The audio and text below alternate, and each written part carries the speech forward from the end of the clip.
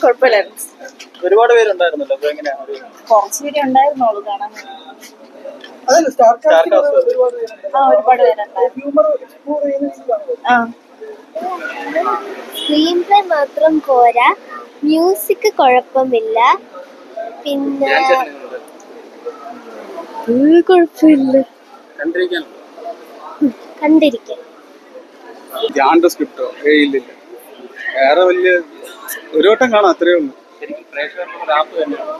അത്രയും പ്രശ്നമല്ല, ഞാൻ പറഞ്ഞില്ല, ഒരു ഡീസന്റ് ഫിലിം, അത്രേ ഉള്ളൂ. തിയേറ്ററിൽ ഒന്നും കാണണ്ടില്ല, ഒരു തിയേറ്റർ എക്സ്പീരിയൻസ് ഇല്ല. തിരിച്ചു വരെ ഇതിലില്ല എന്തായാലും.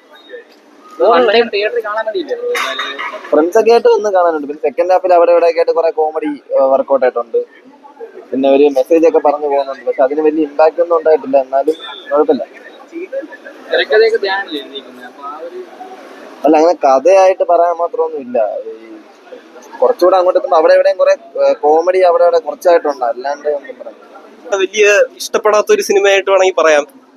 ഈ മാസം നമ്മൾ കണ്ടത് ഏതൊക്കെയാന്ന് വെച്ച് കഴിഞ്ഞാൽ പൈങ്കിളി. ബാക്കിയുള്ള കമ്പയർ ചെയ്ത് കഴിഞ്ഞാൽ ഇതിന് ടിക്കറ്റ് എടുക്കുന്നതിന് എന്തെങ്കിലും അർത്ഥം ഒന്നും ഇല്ല. പിന്നെ ധ്യാൻ ശ്രീനിവാസൻ ഡൈഹാർഡ് ഫാൻ ആണെങ്കിൽ എടുക്കാം. അതുകൊണ്ടാണ് ഞാൻ വന്നത്, ധ്യാൻ ശ്രീനിവാസനെ കണ്ടോണ്ടിരിക്കാന്നുള്ള രീതിയിൽ ആ ഒരു ഫൺ എലമെന്റ് ഒക്കെ. പക്ഷെ എനിക്ക് തോന്നുന്നു എന്നിട്ടും ധ്യാൻ ശ്രീനിവാസന്റെ സ്ക്രീൻ ടൈം കുറച്ച് കുറവാണ്.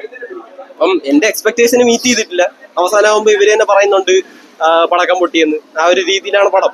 പിന്നെ ഇന്റർവെല് വരെ കൂടെ ഉണ്ടായിരുന്നവരൊന്നും ഇന്റർവെല്ലിട്ട് കണ്ടില്ല. അവിടെ പോയും തിരിഞ്ഞു നോക്കിയപ്പോൾ ആരെയും കാണുന്നുണ്ടായിരുന്നില്ല. ക്ലൈമാക്സിന്റെ BGM ഒക്കെ എത്തിയപ്പോൾ തിരിഞ്ഞു പോലും നോക്കാതെ ഡോർ തുറന്നിറങ്ങി പോയ ആ ചേട്ടനൊക്കെ ഉണ്ടായിരുന്നു. അപ്പം എന്റെ ഒരു അഭിപ്രായത്തില് പൈസ കൊടുത്ത് വന്ന് ടിക്കറ്റ് എടുത്ത് തിയേറ്ററിൽ കാണാനുള്ളതില്ല. അല്ലാതെ OTT-ലോ അല്ലെങ്കിൽ ധ്യാൻ ശ്രീനിവാസനെ കാണാൻ ആഗ്രഹമുള്ളവർക്കൊക്കെ വേണമെങ്കിൽ വന്ന് കാണാം. പുള്ളിയുടെ ജീവിതം പോലെ തോന്നി. ലവ് ആക്ഷൻ ഡ്രാമ നടക്കൊന്നും ഇല്ല. ലവ് ആക്ഷൻ ഡ്രാമ എനിക്ക് ശരിക്കും പറഞ്ഞാൽ നല്ല കോമഡി വർക്കായ പടമാണ്. പക്ഷെ ഇത് ചളിയായിട്ട് കണ്ട് കൂട്ടുകാരുള്ളതുകൊണ്ട് കമന്റ് അടിച്ച് തിരിക്കാൻ ഒറ്റയ്ക്ക് വന്നിരുന്നെങ്കിൽ ചിലപ്പോൾ തിരിച്ചിറങ്ങത്തില്ലായിരുന്നു, അവിടെ തന്നെ ഇരുന്നു പോയെ. ആപ്പ് പ്രേക്ഷകരുടെ അനുസരിച്ചിരിക്കും. നമ്മള് അങ്ങനത്തെ ഒരു ഫൺ എലമെന്റ് കാണാൻ വരുന്ന പ്രേക്ഷകനാണെങ്കിൽ അത്രയ്ക്ക് വലിയ ആപ്പല്ല. എന്നാലും നോർമലി ഒരു സിനിമ കാണാൻ വരുന്നവർക്കുള്ള ആപ്പാണ്. കണക്ട് ആയില്ല, ഇഷ്ടപ്പെട്ടില്ല, കണ്ടിരിക്കാൻ അങ്ങനെയില്ല. ധ്യാൻ ശ്രീനിവാസൻ കുഴപ്പമില്ലായിരുന്നു. പിന്നെ ബാക്കി ആരും